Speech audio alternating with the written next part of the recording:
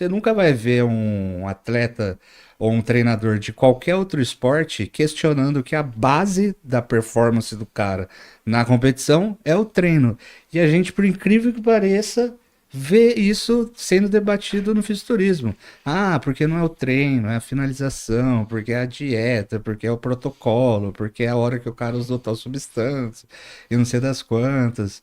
E eu acredito que um dos passos mais importantes para o fisiculturismo ser respeitado no mainstream é a gente colocar o treino nesse pedestal, digamos assim, que ele Sim, sim. merece, né? É como se fosse o jogador de futebol lá. Ele tem que fazer o treino de qualquer jeito. Ele tem que treinar. Por mais que ele tenha habilidade, por Sim, mais que ele saiba jogar, exato. mas ele vai ter que treinar, né? Sim. A gente tem ali alguns relatos de algumas estrelas que não queriam treinar, mas É, não. pontos fora da curva, né? Tipo um Romário da vida e tal. Mas você pega os dois caras que destruíram todos os números e recordes, Messi e Cristiano Ronaldo, são dois Máquinas de obcecados por treino. treino, né? Máquinas de treino. Cara que chega antes de todo mundo e vai embora depois de todo mundo. É. O Messi fazendo isso até hoje lá no. Não sei se, ele aposentou já totalmente? Ainda não. Não, ainda não. Ele faz isso até hoje lá, tá ligado? O cara é o que chega antes e vai embora depois. A gente vê o Zé Roberto também, né? Uma máquina de treino Sim. até hoje, aposentado Cara, e ainda. você vê que assim, eu tava até conversando isso com o Cello. Num campeonato, vamos falar de Mister Olímpia, ali todo mundo no topo. Cara, ali todo mundo toma bomba, ali todo mundo come frango. O que diferencia um do outro é o treino, cada um treina de um jeito. O Had treina de um jeito, o Nick Walker tem outro jeito de treinar, o Derrick tem outro jeito, entendeu? Então, o treino é a base, é o treino que muda, é o treino que direciona. Que é tomar as coisas e comer Sim, frango, sim, todo sim. mundo faz, entendeu? Claro que assim, tipo, em situações pontuais, às vezes um treinador pode errar alguma questão de finalização ou alguma coisa sair fora do planejado em relação à linha de cintura, reter um pouco de água e tal. A gente não pode negar isso, mas são questões pontuais, né? No fim das contas, quando a gente fala de top 5, top 10 Olímpia, o pessoal fala, ah, porque o peptídeos e etc, né? Que agora, mano, todo mundo tem acesso a isso, todo mundo. Total, né? Total. Ficou. É, tipo, Virou na antes, prateleira, né? antes do Nick Walker abrir o jogo, já estava todo mundo usando nos Exatamente. bastidores, né? Então, Exatamente. no fim das contas, o treino que vai mostrar o que está no palco, né? Cara, e hoje a gente vê, assim, muita informação a respeito de questão de treinamento, né? Até mesmo pessoas, um desconstruindo a ideia do outro e tal. E isso, para quem não tem uma noção, ou não segue pessoas ali corretas, né, com relação ao outro, pode causar ali algo, uma distorção em relação a isso, né? E o que, na opinião de vocês, assim, mais funciona com relação a treino? Tem gente que vai gostar ali do alto volume, tem gente que vai gostar do baixo volume, tem gente que vai gostar de técnicas avançadas, tem gente que vai estender uma perna, segurar um peso na outra e fazer aquelas firulas lá que acontecem aí na rede, e aí a gente vai vendo um pegando o vídeo do outro e fazendo chacota. Eu acho que tá talvez até combinado para enganar o público, né? Não sei, posso estar falando besteira, mas é, eu olho aquilo e eu falo, meu, não dá nem para perder tempo com Sim, isso, não dá nem para perder tempo. Então, para vocês, o que realmente assim funciona? O que realmente para vocês, na opinião de vocês, o que é o treinamento resistido de verdade? Passa um ponto de vista para o nosso público. Cara, eu acho que você pode começar falando da parte científica e depois a gente fala como isso aplicado em mim se demonstrou os resultados melhores na prática. é. Então, Então, assim, baixo volume, alto volume, divisão upper-lower, full body, torso-limbs e toda PPL, push-pull legs, enfim, tudo isso são maneiras de você estruturar o treino, né? Então, tem pessoas que vão se recuperar bem com determinado volume de treino, tem outras pessoas que vão se recuperar bem com outro determinado volume de treino. É, eu entendo quando alguns meninos do low volume falam que um cara muito bem treinado consegue fazer um treino com menos volume e extrair muito mais disso, porque isso era uma coisa que eu e o Rocha falava Há anos atrás. Aquela lá, a antológica live da pandemia que tá no YouTube lá, eu e o Rocha, a gente já. Pra quem não sabe, o Rocha, que eu tô falando no Mr. Science, então é que eu falo Rocha, porque eu sou amigo dele, Que né? é normal. Então o pessoal, mas a maioria conhece ele Codinome. pelo codinome, né? Pela persona. Então, tudo isso são maneiras de você estruturar. Mas a base é programação, periodização e progressão. Não tem como você ter um treino inteligente sem isso, que é o que se usa em todo outro esporte. Então, tem pessoas que falam que periodização não funciona para hipertrofia, porque saiu um ou outro estudo lá mostrando que no fim das contas o que importa é o volume que você faz e o trabalho total e tal. Mas eu vejo de maneira um pouco diferente. Eu acredito que você trabalhar dentro de diferentes faixas de repetições e quantidades de séries, você acaba treinando e condicionando o corpo da pessoa de maneiras diferentes, então vai dar um pouco mais de tolerância para o volume mais alto quando você quiser fazer um volume mais alto, ou então você vai fazer uma faixa de repetições mais baixa, que é o que a gente chama de periodização ondulatória, né? Para o cara ter um ganho de força neural, porque daí você já vai para o aspecto neural. Certo. Então você faz essas manipulações para desenvolver diferentes capacidades que indiretamente vão ajudar na hipertrofia. E daí a periodização, ela é utilizada em todos os outros esportes, né? Principalmente porque os caras têm datas de campeonato muito bem definidas, né? Diferente do fisiculturismo, que a gente não necessariamente o treino ele precisa ser modulado em cima do campeonato. Tipo, tem como o cara treinar praticamente da mesma maneira durante toda uma preparação, Certo. né? Perfeito. Então, a periodização no fisiculturismo ela é um pouco mais indireta, né? É mais pela extrair o máximo da hipertrofia que a gente quer. Mas é isso, é periodização, programação e progressão, né? Progressão do quê? Que é o que a gente chama de carga de trabalho, que não é só peso, né?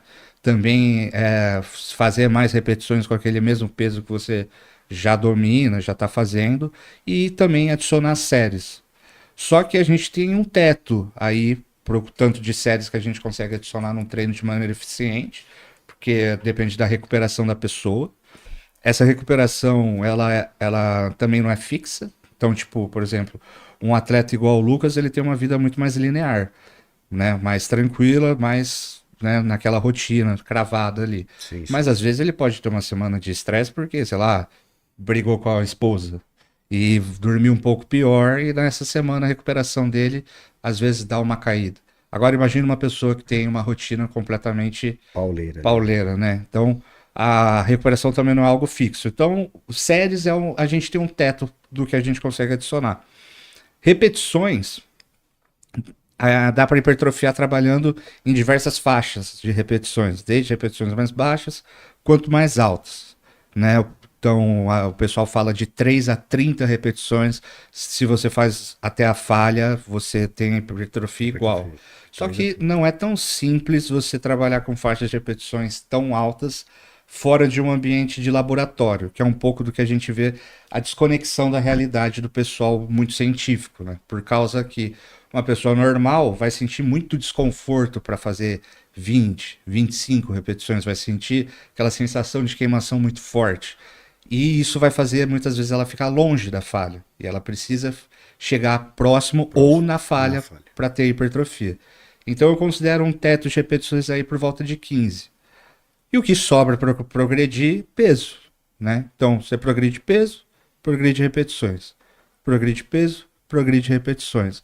E é uma coisa que muitas pessoas não entendem, e o Lucas é a personificação disso. O treino tem que ser chato, né? Digamos assim.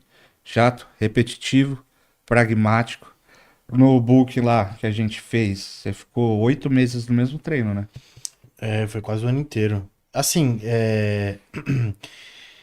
para quem busca hipertrofia máxima, melhorar de fato a composição corporal, tipo assim, eu acho que muita gente que tá aqui quer isso, quer um shape da hora, quer competir, é atleta amador, pode ser que tenha até profissional. Você tem que ter em mente que você tem que fazer o que precisa ser feito e não o que você quer fazer. Então, muitas vezes o que você tem que fazer não é o que você quer. entendeu? É o que você precisa. Exemplo prático. Quando eu comecei com o Biso, e ele adotou a metodologia dele. Aí primeiro a gente começa com uma base para ver meu volume recuperável e tal, mas de fato quando eu comecei assim o trabalho, pegamos o volume e aí começamos o trabalho de fato, ajuste de descanso com no mínimo 2 minutos, assim, eu sempre descansei muito, sim, mas no mínimo 2 minutos. É você acabar a série, o que eu fazia, né? E colocar um cronômetro. E quando der 2 minutos, se eu me sentir bem, eu faço. Aquele é o mínimo. Aquele é o mínimo. Antes daquilo, eu não vou fazer. Por quê? Certo. Porque às vezes você acha que tá descansando muito, muito, e na verdade você fica naquela ansiedade, porque é um tédio você ficar parado sem fazer nada. E eu sempre achei um tédio. E na hora que eu comecei a olhar pro cronômetro até dar 2 minutos, nas primeiras semanas, quando eu comecei com o Biso, cara, esses 2 minutos não passavam. E aí eu comecei a perceber, eu acho que eu descansava muito menos que 2 minutos. Eu achava que eu descansava bem, sabe? E então é chato, assim, até que você acostume, é uma coisa muito Monótono. pragmática, como ele falou, é muito repetitivo. E aí a gente gosta, como ele falou, essa faixa de 3:30. Eu, particularmente, como atleta, eu gosto de trabalhar 6 a 8, né? É lógico, de novo, eu vou fazer o que precisa ser feito. Então, se ele passar mais, eu vou fazer mais, passar menos, eu vou fazer menos, mas eu falando de gosto agora. Eu gosto de 6 a 8, é uma faixa de repetição que não me gera ardência, não chega ao ponto de gerar ardência, mas você simplesmente sente que você trabalha seu músculo. Você vai chegar numa sexta, numa sétima repetição, e você sabe que aquela foi sua última repetição perfeita. Tipo assim, sabe aquela que você vai diminuindo a velocidade? Você fala assim, mais do que isso não vai. Ali não tá doendo, não tá ardendo, você só tá fazendo força. Fazer força não dói. Então, cara, quando eu comecei a aplicar isso, 2 minutos, fazendo desse jeito, o meu físico, que já era bom até, ficou muito melhor. Em volume e principalmente no aspecto do meu físico. Eu comecei a ficar com mais densidade, mais empedrado, e a impressão que eu tinha era que o dia inteiro eu tava no pump. Sabe aquela sensação de mais empedrado, com vascularização? Eu ficava assim o dia inteiro. Né? Hoje eu vejo essa diferença do meu físico, às vezes, para uma pessoa que não treina desse jeito. E principalmente no palco, a densidade. Diferença, né? Isso é uma coisa que é muito debatida, né? Porque densidade por si só já é um conceito subjetivo do fisiculturismo que nem tem a ver com o termo que a gente usa, né? Volume massa, né? Porque a densidade é a quantidade de massa dentro de um volume, daí teoricamente um cara mais denso seria necessariamente mais pesado, então assim, não tem nada a ver com o conceito técnico da física, né? Você que é engenheiro, você sabe não bem. tem nada a ver, mas na realidade, quando a gente fala densidade, é aquele aspecto de pedra, né? Aquele cara pensa que... em algo mais rígido. Sim. Aquele cara que cara, empedrado ó, quer ver o pessoal entender bem? Fala assim, aquele cara tem um aspecto fofo. Todo mundo já sabe o que é. Sim. O oposto disso é o cara denso, entendeu? Exatamente. E daí o conceito por si só, que já é subjetivo, já não é um conceito tecnicamente honesto, quer dizer, que segue o técnico em si, ele já é muito debatido, né? Porque como existe essas diversas vertentes de treino no fisiculturismo e no meio do fisiculturismo, todas dão hipertrofia, a gente sabe. Só que se uma dá um aspecto melhor no palco, ela necessariamente é melhor. Só que às vezes o cara, ele não quer dar o braço a torcer que é melhor, ou ele gosta de ficar meio aquele isentão em cima do muro, porque ele quer agradar todo mundo, porque tem pessoas que têm gosto de treinos diferentes, gostam de treinar de outra maneira e tal. Só que a gente vê isso na prática, cara. Tipo, isso é uma coisa que. Exatamente. É assim, beleza, a gente não tem nenhum artigo científico, mas a gente Eu tem acho que fica muito explícito. a gente tem uma ferramenta que ela tá com a gente desde que a gente nasceu, que chama olho. Isso. Cara, tem fatos que não dá pra negar no bodybuilding. Quando você olha, você vê. É simples assim. Um cara treina pesado, é denso. O outro cara não é tão denso e você vê como o treino dele é cheio de firula. Cara, desculpa, não tem... Contra fatos não há argumentos, você entendeu? Pra mim fica muito nítido isso no bodybuilding. Os melhores físicos mais densos, mais empedrados eram os caras que treinavam realmente com aquela intensidade alta, descansando bem. E assim, eu treino há 16 anos. Então, eu comecei a treinar em 2010. Em 2010, o nosso treino era tipo assim, não podia passar de 1 hora. Os descansos eram 30 segundos. Fazia bisete, fazia trisete, superset, fazia tudo. Acelerar o treino. Tinha que queimar, tinha que ser, tipo, sofrido, o que algumas pessoas até chamam de intensidade, né? Não a carga, mas aquela percepção de esforço de você estar treinando, fazendo um exercício. E aí você saía exausto do treino. Deixa eu ir do lado.